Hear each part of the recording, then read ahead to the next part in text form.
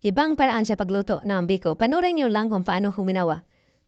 Ito pala mga kaibigan yung ating gata, no? Bali, dalawang niyog yan, no, na prepare natin. O, haluin natin ito mabuti hanggang lumabas yung kanyang tunay na. Well, ito pala mga kaibigan, no, style ko sa pagluto ng biko, no? Matagal to siya, mapanis. At saka yung ating gawin na biko, 1 kilo lang to na bigas ang gawin natin.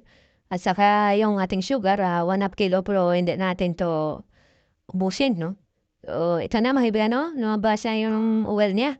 O, ispirit natin tong brown, no? Ito pala yung brown na ito mga kaibigan, no? Tawag sa amin to ay ano na latik. Iwan ko sa inyo kung anong tawag nyo dyan, pero sa amin ay latik. Ito maya yung gawin natin na ano, na pang topping natin sa atin, ano, no? Biko. So, kunin natin to para ma-separate ito sa oil, no? Yan, mga kaibigan. Sa pagkatapos to, ilagay natin dito yung ating, yung ating mascubado sugar.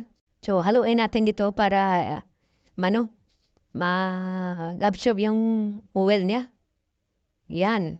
So, tapos ilagay natin dito yung ating, malakit natin, no, na purple. So, ito na mga kaibigan, no? Ang ganda yung, niya, kulay niya, oh. Haluin natin ito mabuti para dyan yung ating, sugar natin. So, ito na, no? Ilagyan natin ng pala, yung luya para silbi pang babango niya. So, haluin natin mabuti.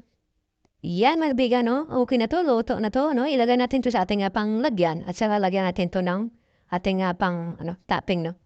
Ito pala kanina, ang sinasabi ko sa inyo, no? Itong brown, ito na pang topping natin, no? Ito siya ay tatawag na latik.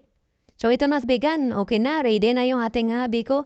So, thank you very much for watching. And don't forget to like and share my video. And mabuhay!